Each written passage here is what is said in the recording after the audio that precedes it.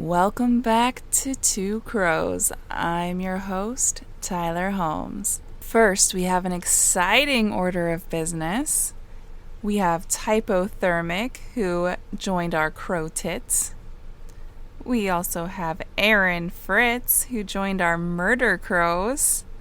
And Peter David, who started out at a lower level, I think the Crow Tits, and went all the way up to full-fledged accomplice in the matter of minutes. I am so happy to have all of you in my crow's nest. Speaking of which, I had 2 orders placed from patrons on my Etsy account for merch, and then I placed my own order for merch, so you should be able to see it soon on here. I ordered a shirt and a mug for myself, and I hope to get everything else. But yeah, I am excited, so let's dive in. Have you ever found yourself in a odd roommate situation? I sure did. I wasn't looking for a roommate either, but my poor bleeding heart couldn't help itself. It was someone I worked with and had said that they needed to leave their residence because of abuse going on towards them with a roommate, and I took her in. I was living in a 2-bedroom apartment on campus at my college with my current then husband and 4 children, and my bedroom was in the living room, and I brought her in to get her out of that situation. Moved all my kids into the same room so she could have space, and we were waiting on a house to become available that we were going to rent across town that had plenty of room for everybody. She said she only needed somewhere for about 3 weeks, and then she'd be able to go on her own and find somewhere new. She just needed to get out of there right away and be able to catch her bearings and then find new roommates. I said, cool, if it's just 3 weeks, don't worry about paying me. It's fine. Let's get you into somewhere safe. If anything else happens, we can talk about rent or whatever in the future. So those 3 weeks go by, and we're about to move into that new house, and she still doesn't have anywhere. So I'm like, okay, we'll give you your own room there. This is how much we'll charge for rent, and we will see what happens. And she said her goal was still to find a new place. It was not to stay with us. My girls were going to be in the living or dining room, having their room in there until she moved out, and then they'd be able to have their own room.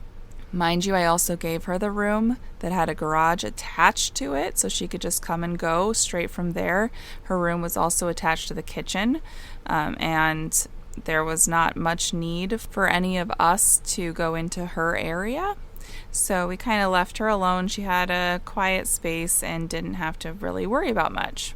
And each month we'd kind of touch base, and I would see what's going on. She was constantly out with people and doing things and not paying rent, which I wasn't doing it for the money, but I felt very taken advantage of because I was working full-time, going to school full-time, wasn't looking for a roommate or to pay for somebody else's living expenses, utilities, everything else that comes with that.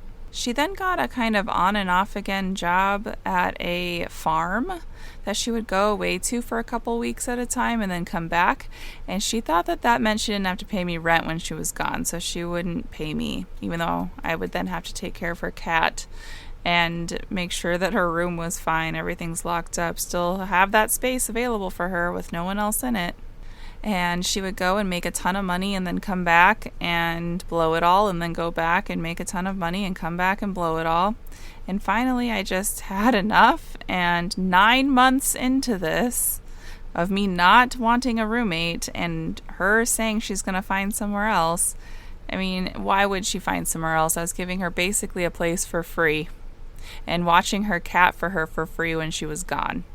I told her that she needed to be out in a couple of months. I gave her 2 months notice, and told her that I would not charge rent those 2 months at all, and that she needed to be out by that 60 days, and we signed a contract and everything. So push comes to shove, and it's about a week before she's going to be leaving, and all of a sudden I get all these nasty messages from her about how horrible I am, how I'm a terrible mom because my kids eat so many peanut butter and jelly sandwiches and chicken nuggets. I'm sorry, but my kids were about, 3, 4, 6, and 8, I want to say, at that time. And yeah, of course, they eat a lot of peanut butter and jelly sandwiches and chicken nuggets, because try feeding 4 kids something that they will all like. Oh, okay. On top of that, I was getting the chicken nuggets, which are very expensive. Well, she starts saying the same thing about me as she was about her previous living situation, that I was abusive to her. I barely spoke to her. Everything was in text because I was afraid to say anything to her at the end there in person. I had everything in writing. It was very much about how horrible of a mom I was, how horrible I was for working and going to school, and like all these things, just to like try to have pity for her to get into somewhere else, I think. But the thing is, you don't need that pity. You need a place. You need a stable place that you can stay at. That's what you need. Well, she turned some of my friends against me, saying how I was abusing my children. I don't even spank my children. But she said that I would hit them, that I would scream and yell at them. And I'm sorry, but I'm not a screamer or a yeller. I'm not. And it's just so crazy. And my friend believed this. And she ended up like unfriending me and not talking to me because she thought I was abusive to my children. And that killed me.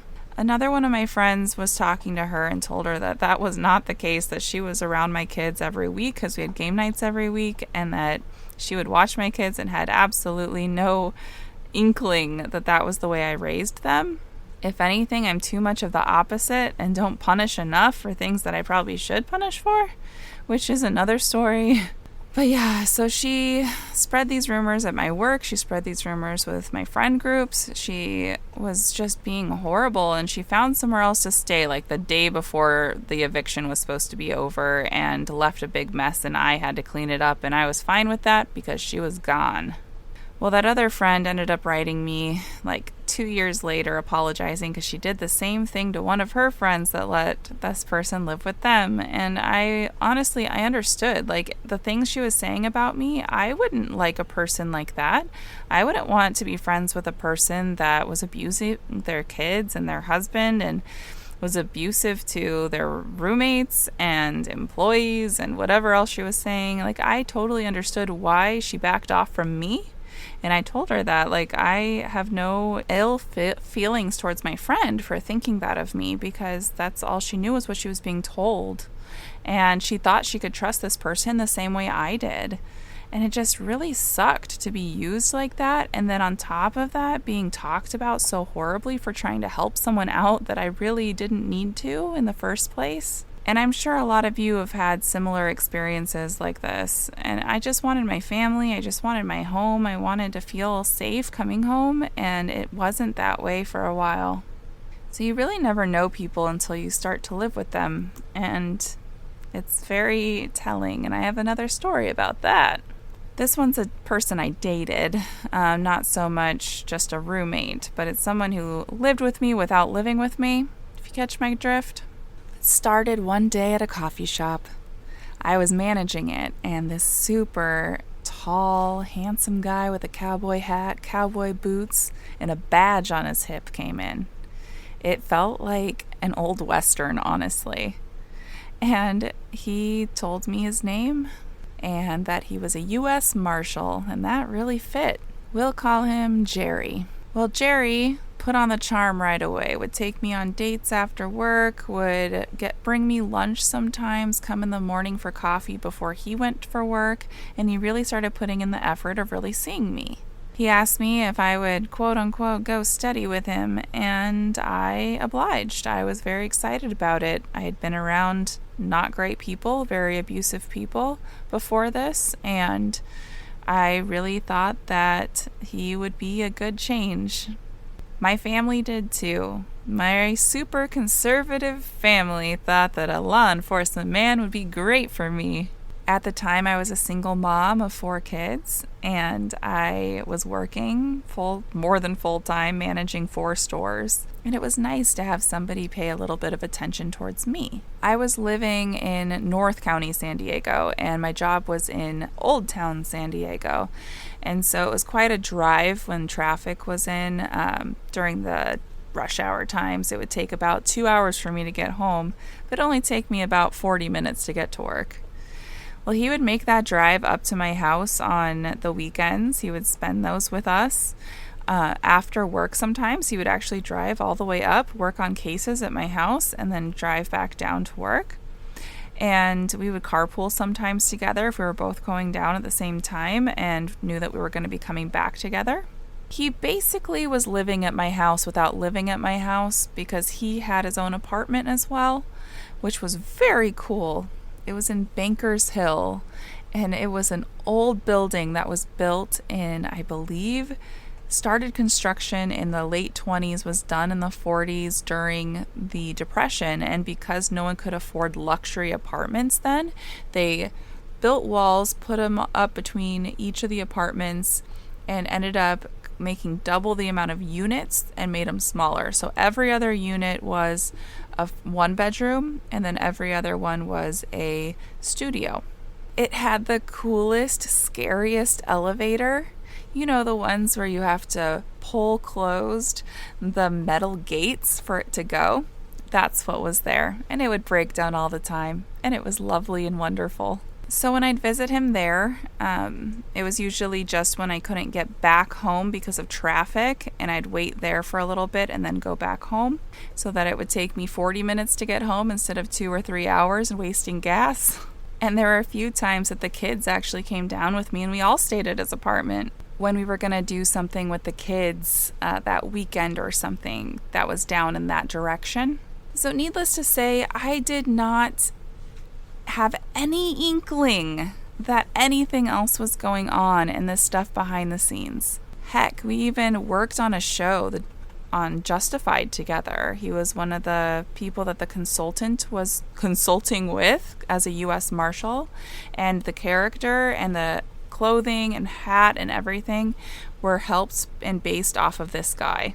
I'll actually post a picture of me and Timothy Oliphant as the picture for this episode here. It was fun. And then the red flags started coming in that I didn't see, and they were very slow to come in. First, he would accuse me of cheating on him all the time, and I wasn't. He went through my social media and deleted every guy that I wasn't related to, including my uncle, who is related to me by marriage, not blood, so that person wasn't even safe. He deleted every woman who looked like a lesbian as well because he knew that I was not straight. Side note, he actually missed all the real lesbians. That became not enough for him. And now he wanted me to actually deactivate all of my social medias. He went to work and looked up all of my email addresses to find any social medias attached to them, and I had to deactivate them for him to trust me. But he masked it. He masked it in a way that seemed like it was for my protection. Sorry if you can hear my dog itching herself in the background. She was recently attacked by another dog and has a lot of cuts on her side that are now itchy as they start to heal. So basically, he said that his job was so dangerous and people could come after me to get to him because of the bad guys that he's put away. It was like a movie.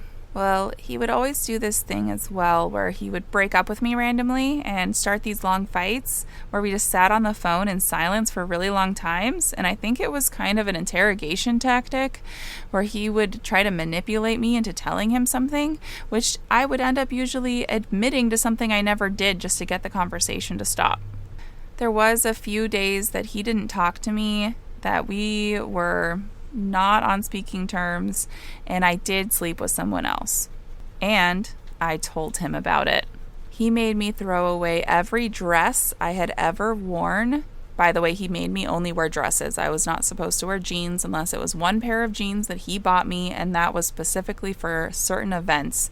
And I can only wear them with my cowboy boots that he also bought me. But he made me throw away every dress that I'd ever worn around this guy. And this guy had been a friend of the family since childhood. And that's a whole other story that I'll get into another time. He was not a good guy either. So I threw away all those dresses, which is crazy because I didn't even know what dresses they were. I just found dresses that I had worn on days that I had either gone to work because this guy was a manager at the place that I worked, but not over me. And I found those dresses and I put them in the trash can, and it kills me to this day because they were so cute.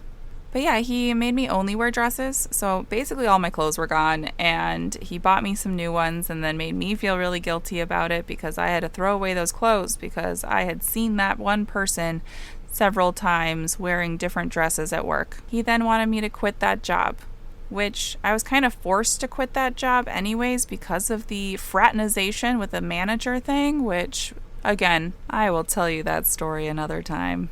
But he had the gall to sit me down and literally for over 8 hours hound me and question me like he was interrogating me of every single detail that happened between me and that guy the time that we slept together.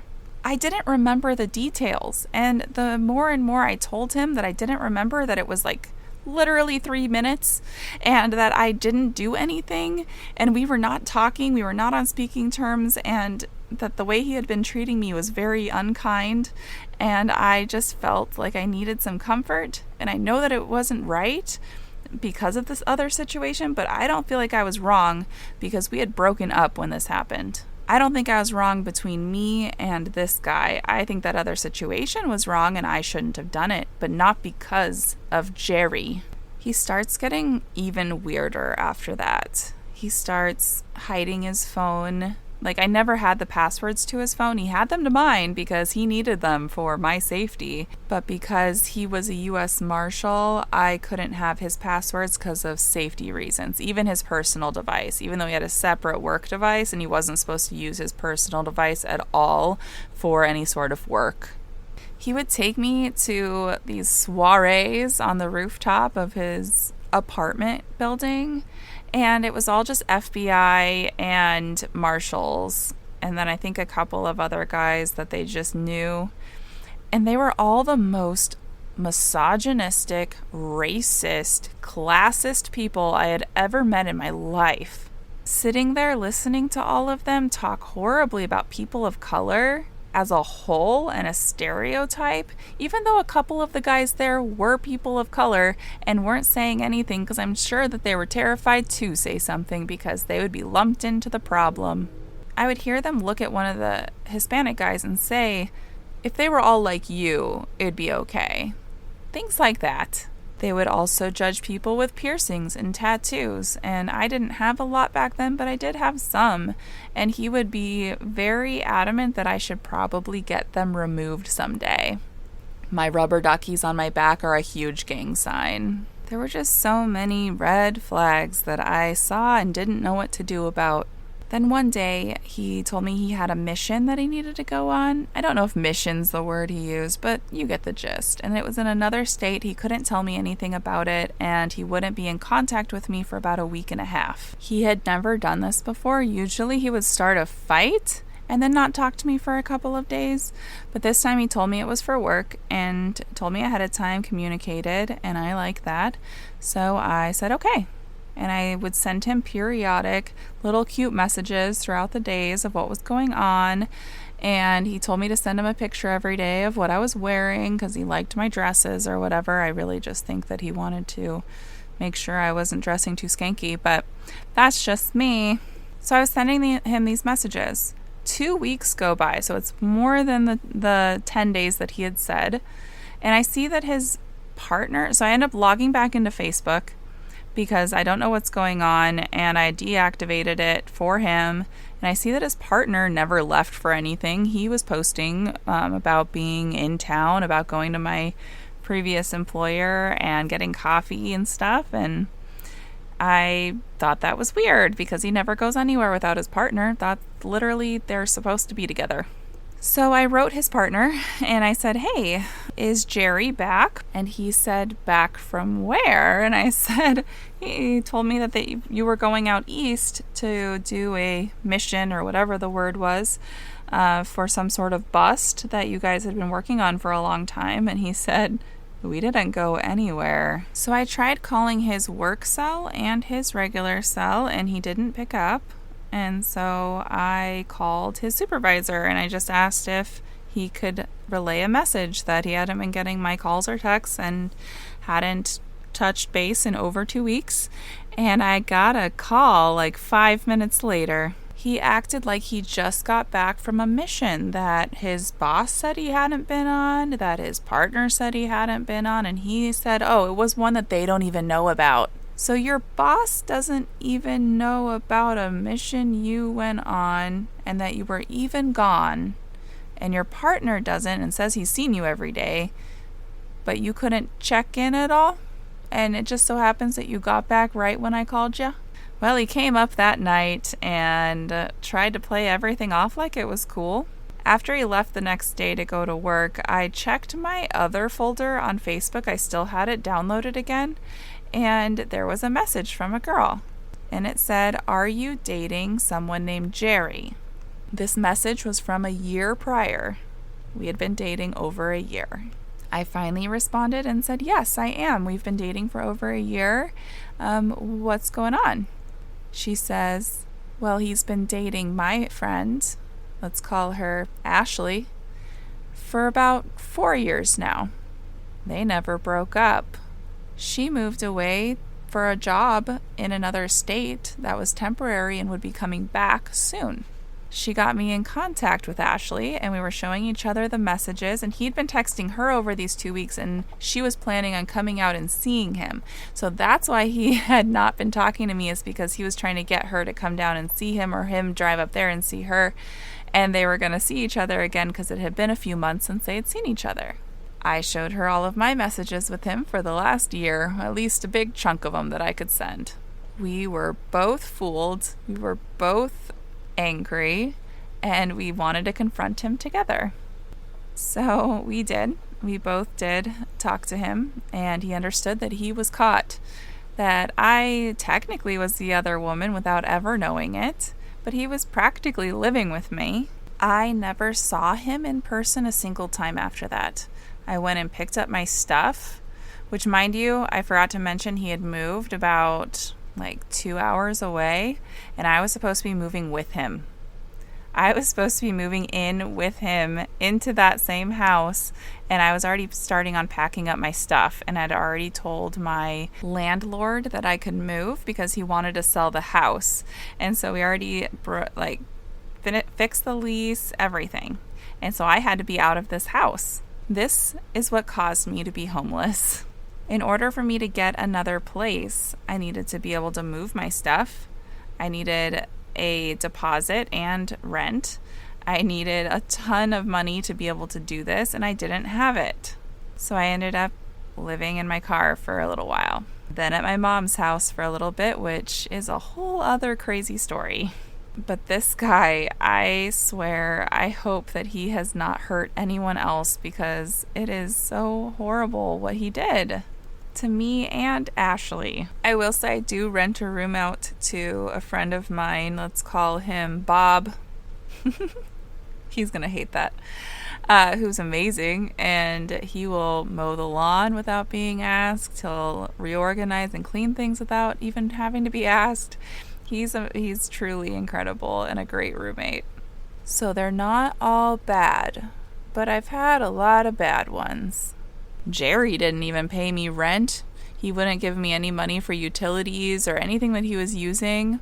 Heck, he used whole rolls of toilet paper when he'd go to the bathroom, and I don't know what that was about. His showers were an hour and a half long. I don't know what he was doing in there. All I do know is my water bill and my electric bill when he was staying with me was a lot higher than when he wasn't. I also found out that in California, I technically could have sued him for restitution for causing pain to myself and that other woman. Now, I think the statute of limitations is up for that, but it would have been nice to have a little FU in there for him. Especially with all of that nonsense about me cheating on him, which we were broken up with at the time. But he was cheating on Ashley the entire time with me. So who is he to say any of that? Do you have any crazy roommate stories? If you want to email them to me, I'll put the email below that you can send them to. I want to have some listener segments. I do have a mortician that wants to come on and be a guest on the podcast. I also have some stories that have already been sent to me, both voice and in written form. And so I'll be doing a multimedia of that here shortly and putting that together. And then I think I have 2 other people that want to guest on the show too and tell their scary stories or crazy stories. Also, for my Wednesday segment, Frightening Frauen with Lee from On the Nose podcast, I tell her stories about frighteningly amazing and terrifying women, both good and bad. So if you have any story suggestions you want me to talk about, I would very much appreciate them. You can comment them or send them to me in an email as well. All right, if you could like this post, if you liked it, if you can give me a 5-star review, that helps me be seen. And if you can comment or interact if that's available on the platform that you're on, and share it if you think it's worth sharing, I would really appreciate it. As always, I love you guys, and I look forward to talking to you next time. Crow out.